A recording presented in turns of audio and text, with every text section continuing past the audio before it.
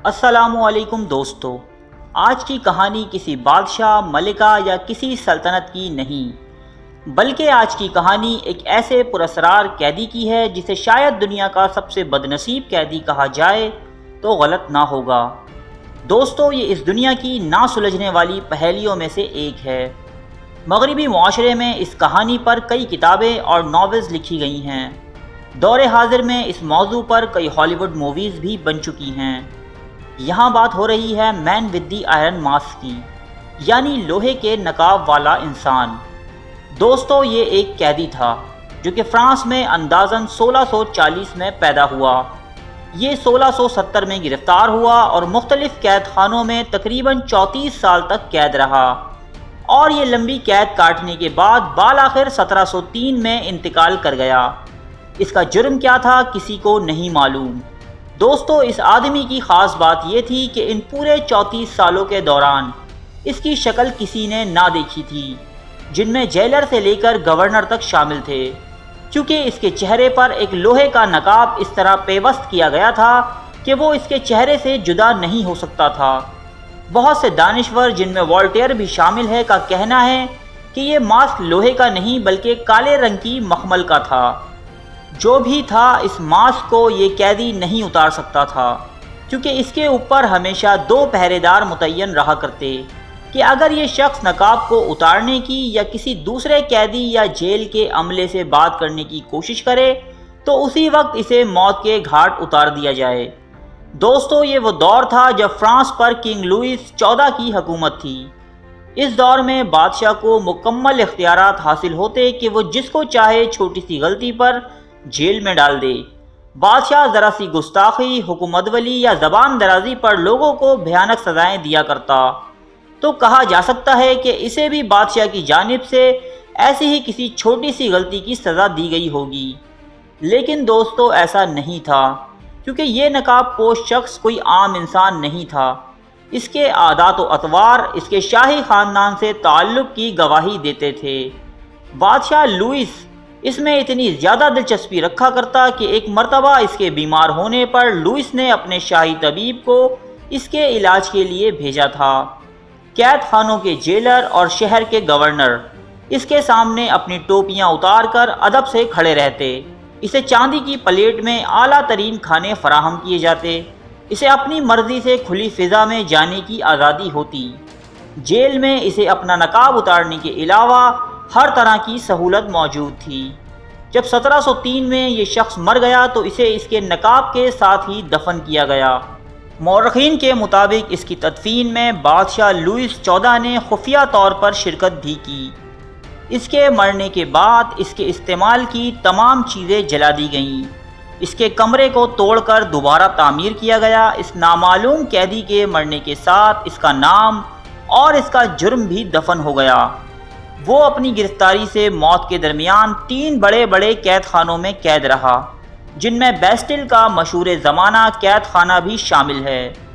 لیکن قید خانے کے اسٹاف یا قیدیوں میں سے کسی نے نہ تو اس سے کبھی بات کی، نہ اس کی جھلک دیکھی، یہاں تک کہ اسے کھانا دینے بھی جیل کا اعلیٰ عہدیدار سینٹ مارز خود جایا کرتا تھا۔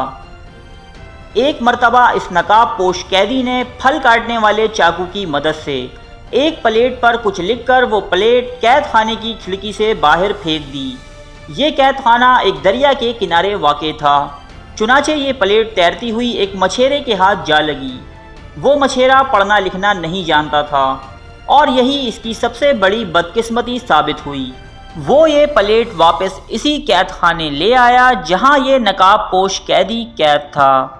جیلر کے پوچھنے پر مچھیرے نے بتایا کہ وہ پڑھنا لکھنا نہیں جانتا ہے، اس لیے وہ یہ عبارت نہیں پڑھ سکا۔ اس کے باوجود جیلر نے اسے گرفتار کر لیا۔ اس کے بعد اس مچھیرے کا کبھی پتہ نہ چل سکا۔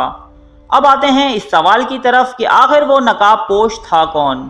تو دوستو، اس پر مختلف دانشوروں کے مختلف نظریات پائے جاتے ہیں۔ پہلا نظریہ فرانس کے مشہور رائٹر والٹیئر نے پیش کیا، جس کے مطابق یہ شخص کنگ لوئس کا جڑواں بھائی تھا اور اس کا ہم شکل بھی، جسے کنگ لوئس نے بادشاہت پر دعوے کے پیش نظر قید کر دیا تھا۔ اسی سے ملتا جلتا ایک اور نظریہ بھی ہے۔ جس کے مطابق یہ شخص کنگ لوئس کی ماں یعنی فرانس کی رانی کی ناجائز اولاد تھی۔ اس طرح یہ شخص کنگ لوئس کا سوتیلا بھائی تھا۔ کچھ مورخین کے مطابق یہ فرانس کی ملکہ یعنی لوئس 14 کی ماں اور فرانس کے ایک با اثر شخص کی ناجائز بیٹی تھی کہ جسے قید میں رکھا گیا۔ دوسرے نظریے کے مطابق یہ ایک فرینچ جنرل تھا جس نے لوئس 14 کا حکم ماننے سے انکار کر دیا تھا۔ اس جرم کی پاداش میں اسے یہ سزا دی گئی۔